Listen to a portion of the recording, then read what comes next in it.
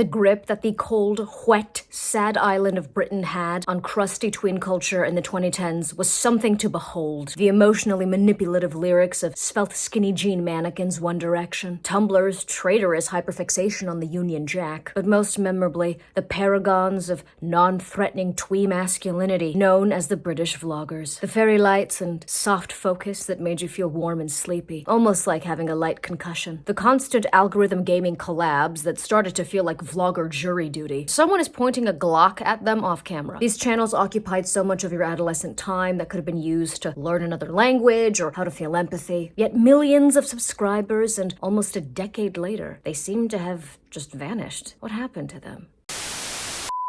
Hello, my name is Gemma and I love partying in Ibiza, Jewish holidays, swoon, and collecting my dead nan's pension payments.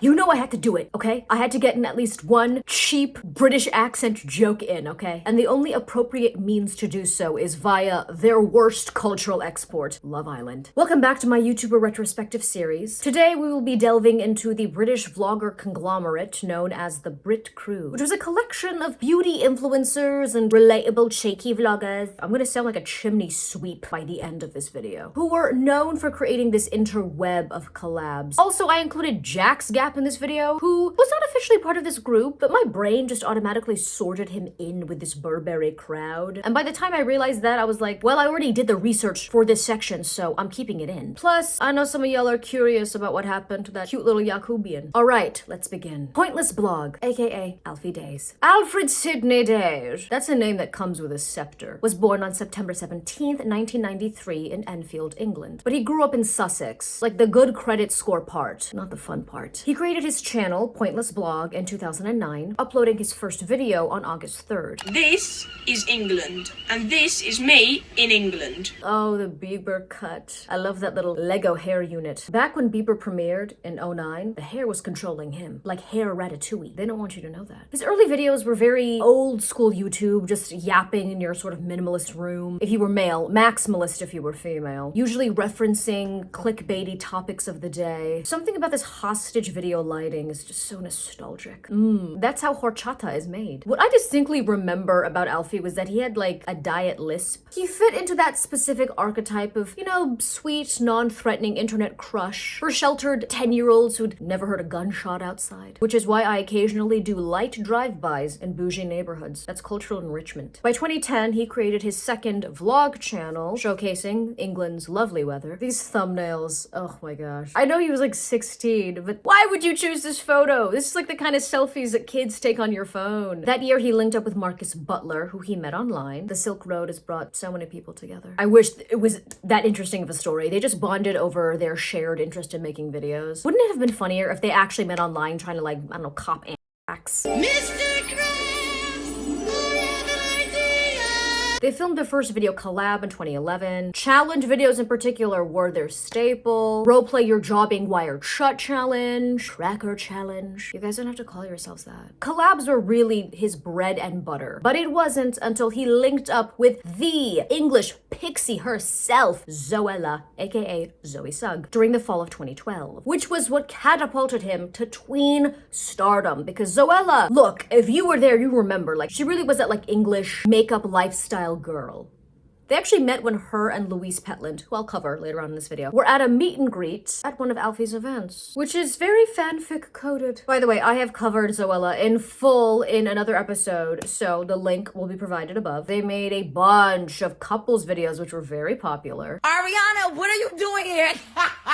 During 2013, he was briefly roommates with Caspar Lee, a fellow Brit and the token African of the Brit Crew. Alfie also created his gaming channel this year, which he completely stopped uploading to by 2017. Alongside a few other Brit Crew members, he hosted the series The Crew, which was a live chat show where the boys would give their takes on topics of the day. The same basic premise as The View, if all of the hosts' bladders still worked properly. Alfie was really having his moment in 2014, much like the halal boy band ISIS and my viral homegirl girl Ebola, but they hate to see a girl win. So Alfie and the crew banded together for the Band Aid 30 charity single, Do They Know It's Christmas? He also did another charity single, It's All About You, which I assumed was a cover of the classic SpongeBob song, but it's actually just an acoustic ballad, which switches over to like a rated G pimp rap. But I mean, it was raising money for charity. I can't really hate on it. Checking off another box on the standard 2010s YouTuber bingo sheet, he released The Pointless Book. It was, you know, a lighthearted activity book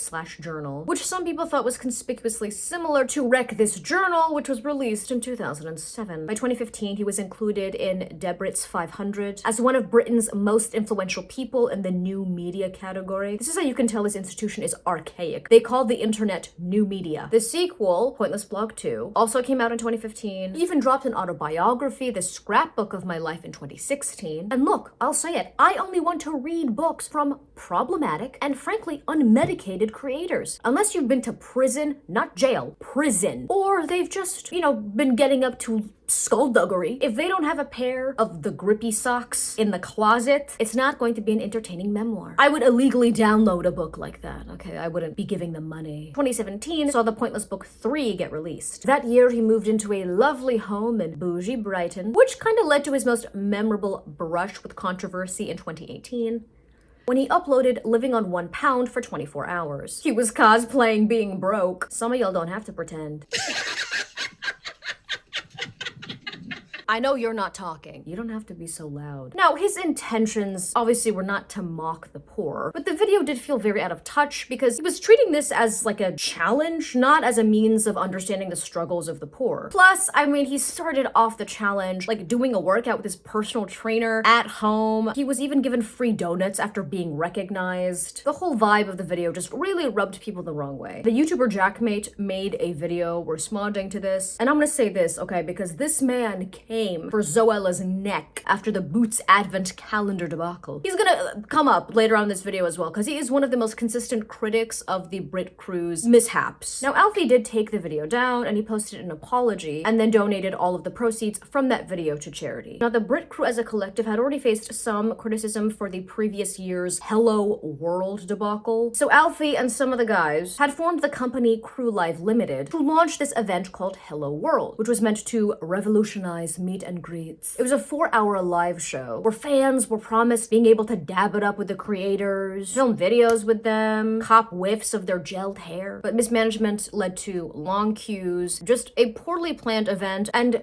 pissed off parents and subscribers who now just felt like they were being treated as customers as opposed to valued fans. Now, the Brit Crew did admit that they just rushed the whole thing. And yes, of course, Jackie Boy also made a video about this. I mean, his criticism isn't incorrect. I'm not trying to make it seem like he's a hater for the sake of being a hater. By 2018, though, Alfie had started to diversify his brand a bit and created the podcast Secrets Out, where he interviewed the only people I'd want at a dinner party: gangsters and flat earthers. This was really the year that a lot of popular early 2010s YouTubers started to see a dip in their views, in large part because, well, the ecosystem of this website is always changing and their young audience was just growing up. So Alfie diversified his content even more, trying out more viral concepts, but by November of 2019, he had uploaded his final video on his main channel. His vlog channel, on the other hand, was still getting views, so he pivoted. By 2021, Zoella and him welcomed their first daughter, Otley Rue. They got engaged in 2023, and in December of that year, their second daughter, Novi Nell, popped out of that Etsy womb. He is still on good terms with other Vlog Squad members. He still uploads consistently on his vlog channel. It's very family-centric, like they be going on picnics in the lovely semi-suburban country. Gosh, sipping lemonade next to a little ladybug. Good for them. JacksGap, aka Jack Harris.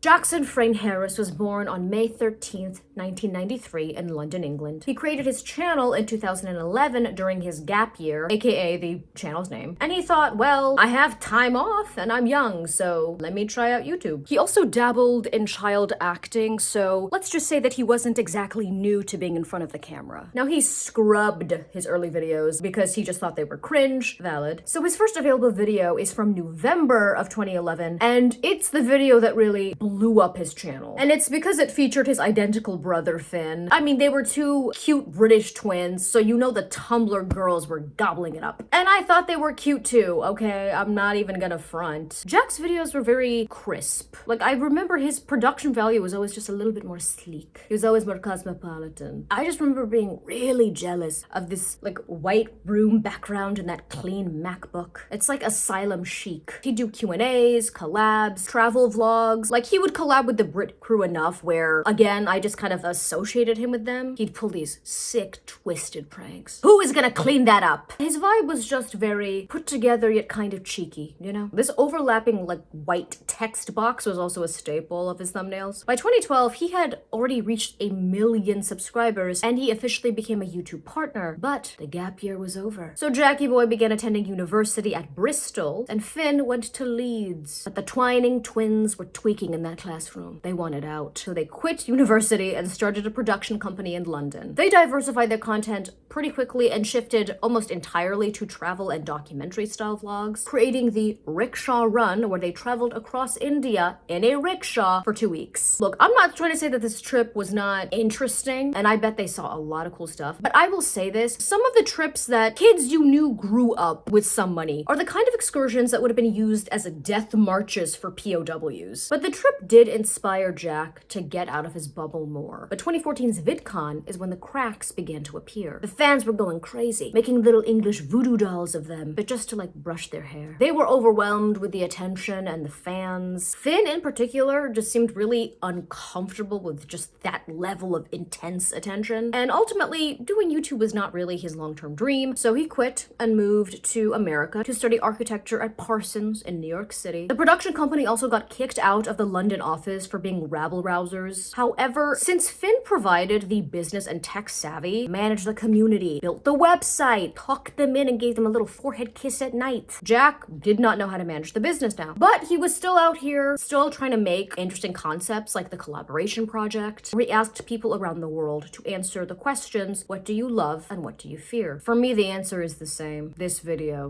Your boyfriend broke up with you? Try living in my world where I'm pretty much the only guy that doesn't have a girlfriend yet. Did you maybe want to grab a Grandy pumpkin spice latte sometime? And yes, I know what that is. Let me guess, you're not into good guys who listen to Harry Styles, play Sims 4, and read Wattpads. Well, then I guess we go our separate ways. Adios. But YouTube was changing. There was greater demand for, extreme, just clickbaity videos, daily uploads. So Jack was just drained, disconnected. He felt guilty over what happened with Finn, and he ended up developing clinical depression. So he took a break and reconnected with nature. During 2015, Finn and Jack made a documentary for the World Wildlife Fund, showing the impact of climate change on glaciers, and this sparked his environmentalist arc. Now, his mom would take the two of them to environmental protests when they were kids. Real granola-y, crunchy. So he was not new to this, but this documentary really re-sparked this passion. He also met Alice around this time. She's a photojournalist, and they began dating and traveling. In 2017, Jack traveled to Somaliland and witnessed up close the effects of drought. And just seeing the human impact of climate change really shook him. So he decided to join Extinction Rebellion, which is an environmentalist protest group that has had its share of recent controversies. But this boy was not trying to be a slacktivist. Instead of tweeting, why don't you pull up? So during an international petroleum meeting discussing drilling opportunities in Somalia, my boy glued himself to the doors of the building. And, of course they locked him up. I know that mugshot was phenomenal. At this point, his production company was also not working out, and so by 2017, the brand dissolved. But Jackie Boy was not done, because he came back, and in 2020, started the company Earthrise, which was a studio that was focused on spreading awareness about climate change via media projects. YouTube reached out because they were commissioning content on the topic. So the twins, they created a series called Seat at the Table, where they interviewed people who were either climate change activists or those who were affected by it. He even spoke to Obama himself. Finn really mixed his joint interests in architecture and environmentalism and moved to stomping capital España and created Juntas, which is a regenerative farm. By 2025, Jack was included on the King's Foundation's list 35 under 35 changemakers, which would be kind kind of perfect if you couldn't make it onto Forbes 30 under 30. Jack eventually moved out to the country and started practicing sustainable farming after just being burnt out by the city and also wanting to actually practice what he preached by living a less wasteful life. He actually returned to YouTube a few months back, and he's now just posting a lot of content centered around this new Anne of Green Gables phase of his life. MarcusButlerTV, aka Marcus Butler. Marcus Lloyd Butler was born on December 18th, 1991 in Shoreham by Sea. He created his channel in 2010 while attending Shoreham College and was initially just posting basketball compilation and Radio 1 live lounge clips. Some viewers said, "Show us your face!" And he did as he was told, revealing that chain upon him on January 15th of 2010. Hello there, YouTube. Well, that was not a very good introduction, was it? LaRue, I love your work. His first hit video was peak 2011 YouTube. It was a clickbaity Twilight reference, really tapping into that specific young female audience's craving for sweet Mormon sensuality. Much like Alfie, his content was very teen-oriented. Tags, challenges, sometimes he would just exercise his free will and just get a little quirky. But his channel really took off when he started linking up with Alfie and doing collabs. Sam Pepper! I haven't heard that name in years. In 2014, he was one of the cast members of The Crew alongside Alfie. He began dating fellow influencer Naomi Smart, but by 2015, they broke up. She allegedly might have cheated. Honestly, who cares at this point? That year, he also wrote an autobiography and self-help book. LA Life. He doesn't even sound like that, but the joke was right there. I didn't say it was a good one. In 2016, Marky Mark was whipping up in the kitchen on Celebrity Master Chef and made what was technically food. He even linked up with melodic Brit Connor Maynard on the tongue-in-cheek parody song I'm Famous, and it actually charted. In 2017, he was on the show Saturday Night Takeaway alongside Alfie, hosted by Aunt and Dec, who I think are contractually obligated to host every British variety show. He was also featured in a celebrity episode of the game show and PTSD simulator Release the Hounds. By this point, he was just starting to get burnt out, and he would jokingly talk about being done with YouTube, but I mean, low-key he kind of was, with his latest upload coming in 2018. Marcus did state later on that stopping uploading was truly an overnight decision, and admittedly a financially risky one, but he had just completely fallen out of love with making videos. He did say that years later he regretted not making just a final goodbye video and instead just dipping like an Irishman. Over the next few years, his presence online was there. He wasn't MIA, but it was definitely mostly on Instagram, where you can really see his gradual evolution into like a chic geezer, frosted tips like a Euro Limp Biscuit. But he did find a new love, crypto. You know what? I don't even want to say anything because I do feel like in a few years it will start to become more legitimate. I don't have any, but maybe I should. No, this isn't the time or place. In 2022, he joined OnlyFans. Huh? What? I did not expect that. He now lives in Berlin, where he DJs. He'll occasionally post on IG, but his online presence is mostly him doing, you know, a little promo, showing off his tats, but he's still on good terms with everyone in the Brit Crew. Caspar Lee. Born April 24th, 1994 in London, England, he moved to the land where Die Antwoord respawns, South Africa, in 1996. In 2010, while attending Crawford College, La Lucia, he started his channel in order to impress the girls in his class, but according to him, it didn't work. Even his drama teacher told him, this is mad corny. Shame him! And then everyone started pelting him with erasers and he ran out of the room crying. Well, obviously, no, that didn't happen. Jokes aside though, his teacher actually did call this channel lame. But Slim Shady did not give up and he kept at it. The channel that actually blew up was technically his third, and the channel name was originally Decasp, later renamed to just Caspar. He only needs one name, like Cher or Stalin. Early on, his videos were just not gaining any traction, and he knew that collab style videos were what people wanted to see, better yet if they were with bigger creators. So he went onto YouNow and he managed to get in contact with some of the Brit Crew, and he actually flew out to England to link up with them. Most of the time when a minor ends up interacting with a famous YouTuber, you know, it turns into a Dateline episode. But this was the rare occasion where things actually worked out for him, because he flew back to South Africa with 10 collab videos on his hard drive. Based on these uploads alone, his sub count surpassed 100K. After graduating graduating, he took a year off and just hyper-focused on his channel. I'm not gonna lie, I'm kind of impressed because he really made things happen. But his first available video on his channel is a house tour from 2012. Caspar was just a very cheeky bugger. You know, he'd make a lot of faces. He was the most quirky of the lot. The first video I ever distinctly remember watching of his was his going to school in Africa one, but it's gone. So much of my childhood has just been privated at this point. By 2013, he was back in his true ancestral homeland, a reasonably priced flat in London. And he was roomies with Alfie at this point. He ended that year as part of Yahoo's 12 web-savvy entrepreneurs to watch. In 2014, he moved in with Zoe Sugg, and boy, did they make a lot of content together. Caspar's videos, of course, consisted of a lot of collabs, just him being a goofball, you know, choking out kids, the classics. His frequent collabs gave him the idea that he wanted to complete his full morph into Ellen and become a talk show host. So he started getting more high-profile collaborators. But eventually he realized that his limbic system could not take just how nerve-wracking this interviewing process was for him. He appeared in Lisa Kudrow's Web Therapy that year, as well as his first feature in an actual movie, Spud 3, Learning to Fly, starring baby Troye Sivan. If you haven't watched the Spud series, it's basically like rated PG apartheid American Pie. Just imagine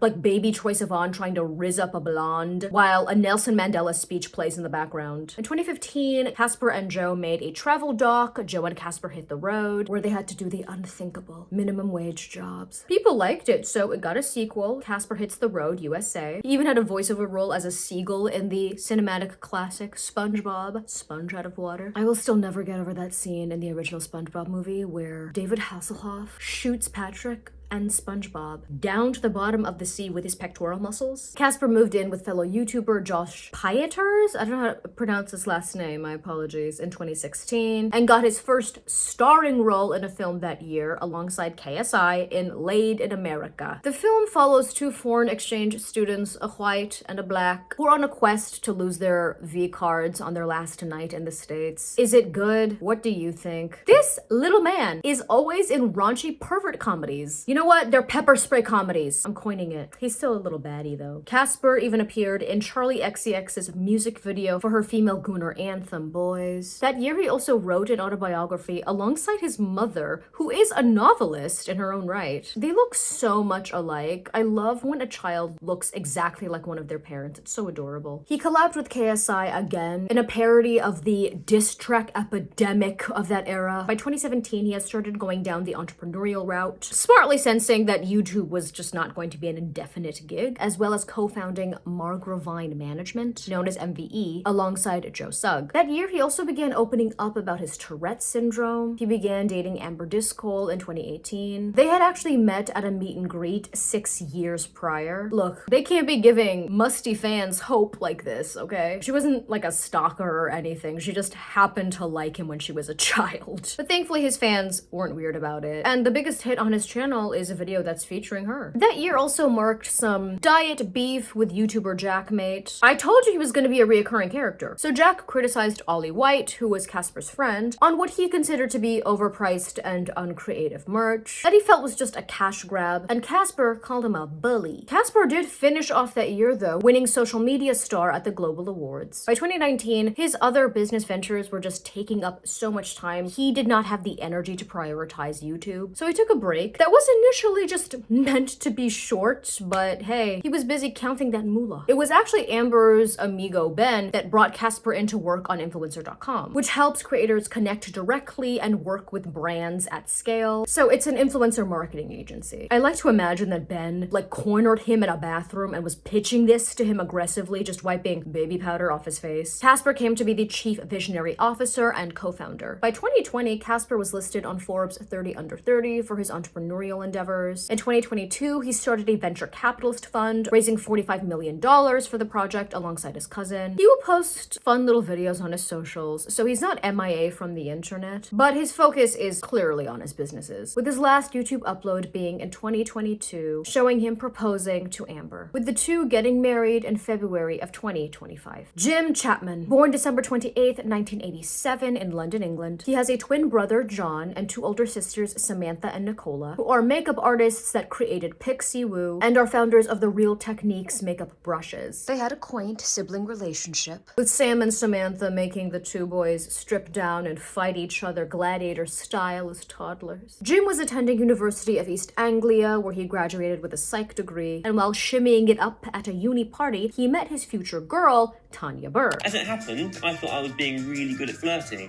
and she thought I was gay. Tanya, who I already covered in a previous episode, so please check that one out. She already had her own channel, where Jimmy had made his online debut, getting transformed into anemic smizer Edward Cullen. Tanya was hyping him up and telling him, you need to start your own channel, so he did, and he loved it. In 2010, under the username Jimmy Boba, his channel was born. His oldest available video, though, is from July 21st of 2011, where he was giving hairstyle tips and tricks. A lot of his early content was grooming and fashion related. Promoting Pixie Woo, of course. He's not trying to make family dinners tense. Zayn Malik hair. Where is that nerve-ending hair twirl? Now, his channel really took off when he started collabing with the Brit Crew, who he obviously met through Tanya, who had already linked up with Zoella through YouTube. His content pivoted towards more challenge videos, vlogs, the standard sort of variety pack that was very ubiquitous in this niche of YouTube. He grew out of this style of content a bit quicker than the rest because he was older, even stating, I remember there was a video I did with Zoe Sugg where he waxed my armpits and I got in a bath of ice and I covered myself in some condiment. I was 25, maybe, something like that. And I remember thinking, this is the last time I'm doing this. And of course, this ended up being like his most popular video. In September of 2015, he tied the knot with Tanya Burr and they got a little wiener dog, Martha. If you watched the Tanya episode, you'll know why I'm smiling. Watch the episode. Disillusioned with lathering his body in butter, by 2016, Jim went back to his styling and fashion roots and just making more adult content, like mixing drinks, not what Marcus did. He was traveling more and he just seemed more content even with lower views. He was doing what he wanted. In 2017, he released 147 Things, My User's Guide to the Universe, From Black Holes to Belly Buttons. By March of 2019, he had split with Tanya, really pivoting back into fashion, working with brands like Mulberry, Bally, Burberry, collabing with Google and the British Fashion Council for the BFC British Designers Mentoring Day. I imagine that the British Fashion Council is just a Vivienne Westwood on like a modernist throne, holding a scepter that's top contains the ashes of Alexander McQueen. Jim also launched and designed a bag collection. They were more practical and sleek, larger sort of backpacks. He wasn't making like butch baguettes. He was tapping into the Carrie Bradshaw wavelength though, by becoming a contributing editor for GQ in his test pilot series. And he was not new to GQ because he had been voted #1 on GQ's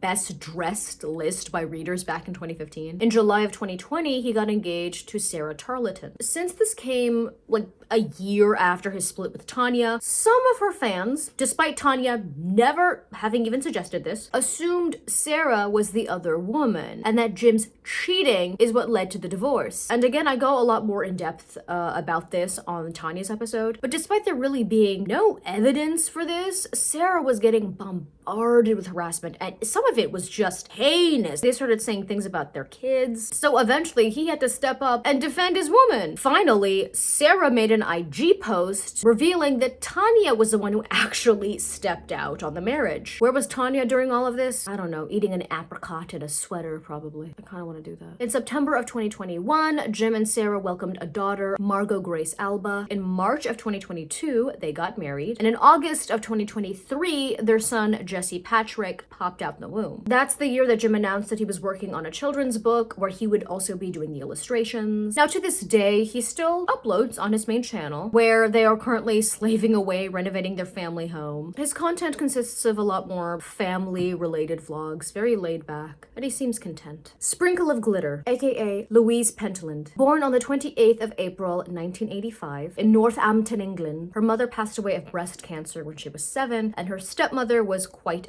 and this turbulent home life was something that she would start opening up about later on. She began attending Liverpool John Moores Uni, where in 2006 she graduated with a bachelor's in biology and psychology with honors. She met her husband Matt Watson, who was a teacher, when they were at the university, and they got married on September 4th of 2010. Around 2009, she created her DIY and craft blog Sprinkle of Glitter, and her fans suggested that she make a YouTube. She did, and she loved it. Her first available video though is from September 13th of 2010. Once again, this is a very consistent theme of people scrubbing a lot of their super early content. And you know what? As someone who has been making content for even just a few years, I get it. Around 2011, she reached out to Zoella, who also initially was someone who had her own blog, and they linked up at the blogger event Summer in the City. Her daughter, Darcy, aka Baby Glitter, was also born that year. This little nugget was just a fan favorite on Louise's channel. Once again, Zoella, acting as the DJ Khaled of British YouTube, connected Louise with, you know, the other bangers and mash gobblers. Because she was older and was,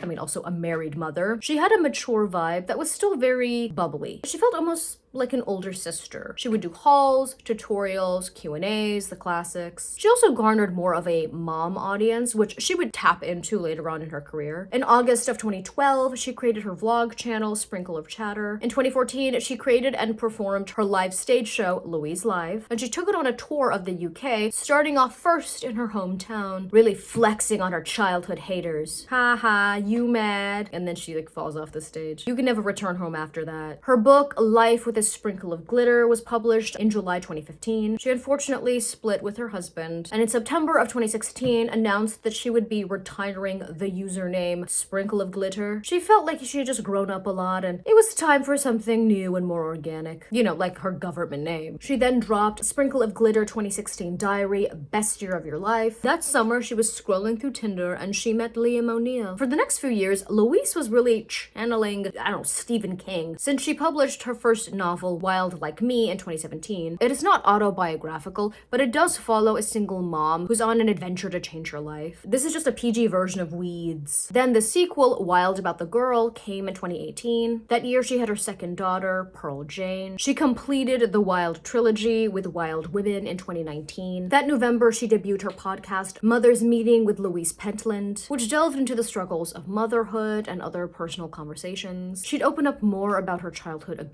and breaking that cycle with her daughters. She would get even more candid about the realities of being a mother on her main channel. By 2020, she had already began experiencing burnout, but thankfully, she was already diversifying with her books. With Bonnier Books even announcing a 3-year portfolio, like, book deal with her. She got married to Liam in February of 2025, and she's still active on her socials. Promoting her most recent project, a children's chapter book titled Adventures in Layla Land. She seems content with her man and her 2 little cuties. Thatcher Joe, aka Zoe Sugg. Born September 8th of 1991 in Lalloch, Wiltshire. He is the younger brother of Zoella, aka Zoe Sugg. He was kind of artsy growing up, drawing a lot, and he thought he was going to be an illustrator, which he would tap into that later. And he had a love for performing and making content even earlier on, with him and Zoe stealing their parents' camcorder and making radio shows. I'm just imagining them doing like a child's version of Rush Limbaugh's show. They probably supported sending English troops to Iraq,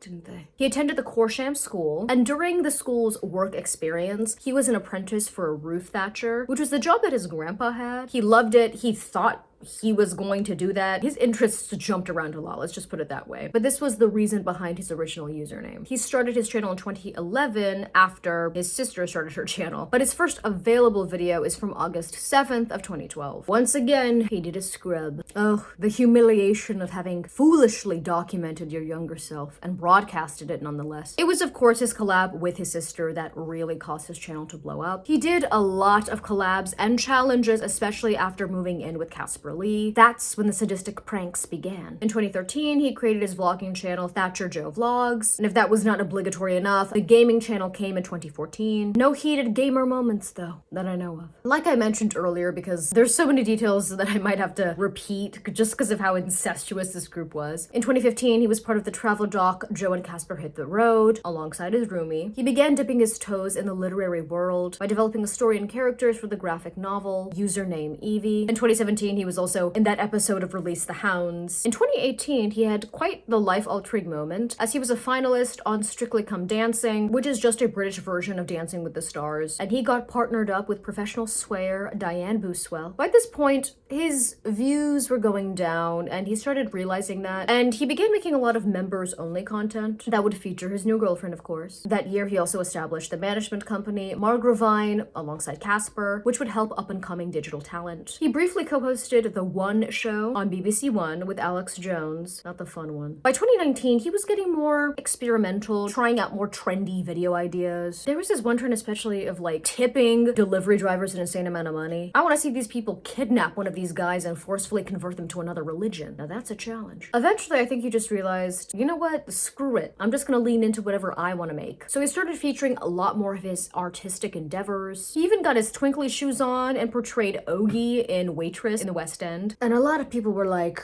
you're not qualified. But also, come on, of course he was gonna take the gig. In his biggest unintentional contribution to meme culture, while participating in 2010's The Great British Stand Up to Cancer Bake Off, he fainted due to a flesh wound. There's always one.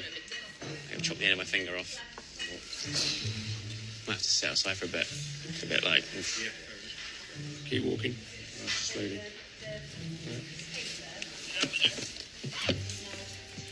Oh dear. Oh my God. Did I pass out? Yeah. But he still clutched the title. He then got into the booth, not to drop bars, I wish, but to voice the robot R41 in Daleks, an animated Doctor Who series. In 2022, he released Grow, which was part memoir, and a guide to reconnecting with nature in the digital age. He created his production company, Final Straw Productions, cooking up some ideas with BBC Studios to develop educational content, but for all ages. Now, his production studio did eventually release a show. I don't think it was with BBC One, because I don't know if I would call this educational, not in the traditional sense. But the studio did produce Date Me at My Worst, which was hosted by the TikToker Max Balgda. I've never actually heard the name pronounced out loud. He would start opening up more about his mental health and the imposter syndrome that came from getting so big on YouTube. He tapped into his like Diet Mr. Beast by creating the show Virtually Impossible. He briefly reconnected with his first professional love, thatching. In 2025, he pulled The Shining, I suppose, and locked himself away in a cabin to write a children's book. He didn't try and murder his family though. He still uploads fairly frequently on his vlog channel and still gets a decent amount of engagement and views. Most recently, Diane and him announced that they were expecting a baby boy. He'll still upload on his Instagram. He's not completely MIA from the internet. And he seems to be following a lot of his more genuine interests. All of the members of the former Brit Crew at this point kind of just grew up. And it's nice to see that they didn't have this massive falling out with each other. There wasn't this like sort of sad disillusionment of their friendships or one of them turning out to be a predator or something. I really hope that line ages well. Anywho, if you want me to cover anyone else, please let me know in the comments down below. As always, like, comment, subscribe, hit that notification bell so you know every time that I upload. And as always, thank you for watching. Shout out to my top patrons. If you would like to donate to my Patreon, then please click on the link in the description or the one on screen. Thank you to my other lovely patrons. Your names should be scrolling on screen as I speak. Bye.